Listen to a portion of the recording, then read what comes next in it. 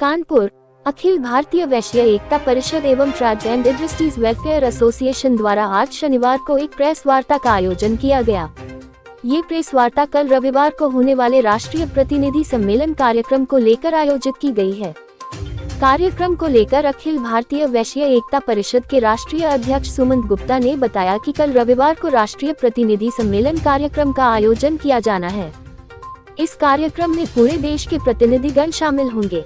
इस सम्मेलन के माध्यम से हम लोग अपनी राजनीतिक हिस्सेदारी और भागीदारी की मांग उठाने का कार्य करेंगे। यूपी में 80 लोकसभा क्षेत्र है। वर्तमान समय में 2 सांसद है। वैश्य समाज की जो अपेक्षा हो रही है, इस आवाज को उठाने का काम चल सम्मेलन में किया जाएगा। जबकि 12 लोकसभा क्षेत्र वैश्य बाहुल्य है, जहां वैश्य मतदाता प्रभावी संख्या में है। वहीं अगर कानपुर की बात करें तो कानपुर में लोकसभा का प्रतिनिधित्व इससे पूर्व रहा है। मेयर भी वैश्य समाज के रहे हैं। वर्तमान समय की बात करें तो वैश्य समाज की हिस्सेदारी नगण्य हो गई है। इस आवाज को उठाने का काम कल के सम्मेलन में की जाएगी। इसके साथ ही जो आने वाले मार्च में एमएलसी के चुनाव है, उसमें भी वैश्य समाज को भागीदारी और हिस्सेदारी दी जाए। उन्होंने कहा कि इसके साथ ही राजनीतिक, सामाजिक, आर्थिक प्रस्ताव भी कल के सम्मेलन में पारित करने का कार्य किया जाएगा। आर्थिक दृष्टि से जो जीएसटी में पंजीकृत व्यापारी है, उनके बीमे की राशि 20 लाख की जानी चाहिए तथा वृद्धावस्था पेंशन भी व्यापारियों को मिले। साथ ही प्रमुख मांग ये भी है कि खुदरा व्यवसाय में जो ऑनलाइन में विदेशी कंपनियां आई है, इससे सभी का व्यापार पूरी तरह से प्रभावित हुआ है। हमारी मांग है कि जो बड़ी कंपनियां माल की सप्लाई करती है, उस पर 28% जीएसटी लगाई जाए तो छोटे व्यापारियों का व्यवसाय प्रभावित नहीं होगा। वहीं उन्होंने कहा कि सामाजिक प्रस्ताव भी पारित करेंगे। वैवाहिक कार्यक्रम सादगी के साथ होने चाहिए। जिसमें व्यंजन की व्यवस्था अत्यधिक हो गई है, उसको रोका जाना चाहिए। इसके साथ ही लिविंग रिलेशनशिप जो समाज के लिए घातक है, उसको रोका जाए। अखिल भारतीय वैश्य एकता परिषद के राष्ट्रीय अध्यक्ष डॉक्टर सुमंत गुप्ता।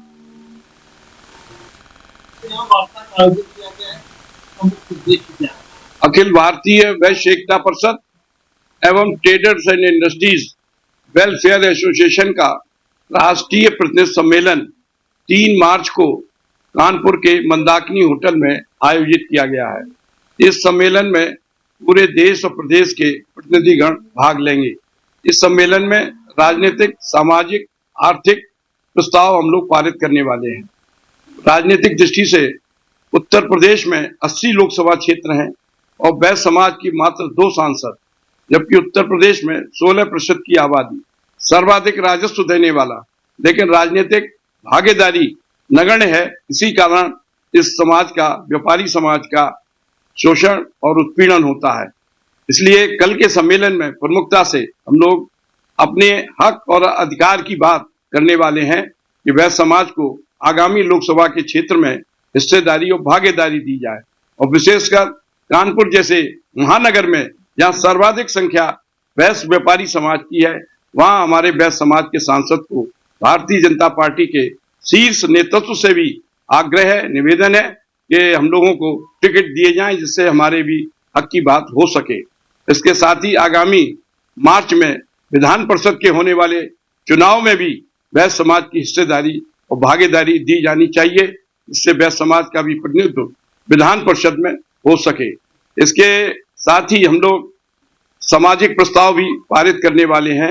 जो वैवाहिक कार्यक्रम में व्यंजन की मात्रा असीमित हो जाती है, बहुत होती है, जिससे अन्न की बर्बादी, धन की बर्बादी होती है, उसको रोकने के लिए व्यंजन की मात्रा सीमित हो, इसके लिए कल आवाज उठाने का काम हम लोग करेंगे। आने वाले कल में ये हम लोग फिर रणनीति बनाएंगे, विचार करेंगे कि आगे आने वाले कल में हमारे क्या कदम होने चाहिए। इसके साथ ही लिव इन रिलेशनशिप समाज के लिए घातक है, इससे परिवार टूट रहे हैं, इसका रजिस्ट्रेशन होना अनिवार्य किया जाना चाहिए। इसके साथ ही जो लव मैरिज है, उसमें दोनों पक्षों के अभिभावकों के हस्ताक्षर होना अनिवार्य किया जाना चाहिए।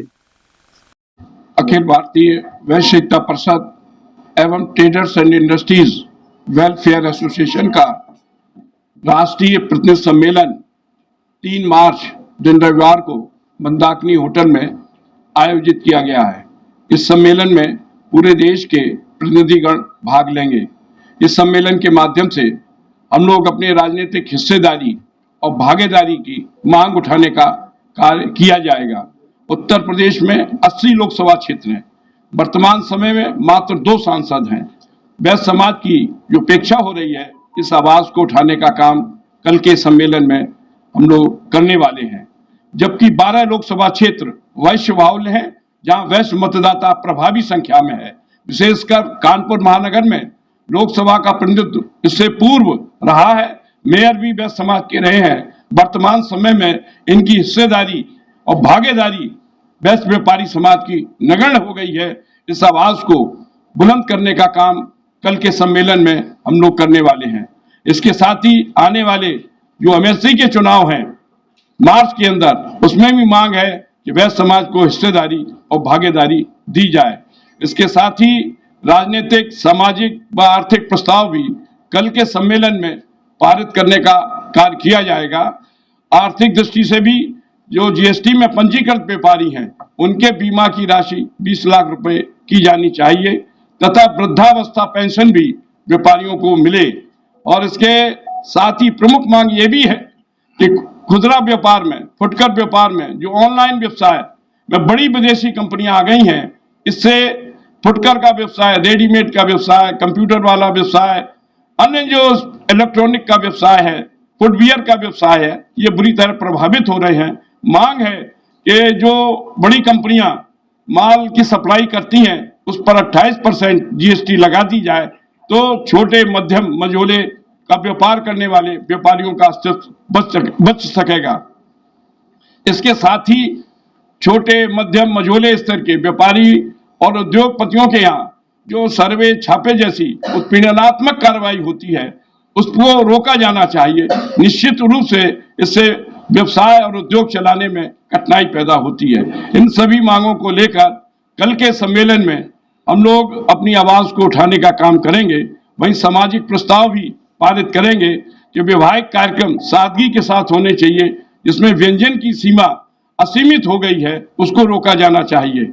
इस पर निर्णय लेंगे। इसके साथ ही लिव इन रिलेशनशिप जो समाज के लिए घातक है, इसको रोका जाए। लव इन मैरिज में इसमें दोनों पक्षों के अभिभावकों के हस्ताक्षर होना अनिवार्य किए जाने चाहिए। त्रयोदशी भोज के स्थान पर शांति पाठ का आयोजन हो, इस प्रकार के सामाजिक प्रस्ताव भी कल के सम्मेलन में रखे जाएंगे। धन्यवाद। कल झंडा गीत रचयिता श्यामलाल गुप्त पार्षद की 100वीं जयंती है और उस पर हम लोग निर्णय लेंगे और सामाजिक कार्यक्रम करने का निश्चय करेंगे। इसके साथ ही जो जैन समाज के ही नहीं, पूरे देश की ये अस्मिता के प्रतीक स्वर्गीय विद्यासागर आचार्य जी महाराज की जो समाधिस्थ हुए हैं, उनको भारत सरकार से मांग है कि मरणोपरांत स्वर्गीय विद्यासागर जी महाराज को भारत रत्न की उपाधि से अलंकृत किया जाए। धन्यवाद, बहुत बहुत धन्यवाद।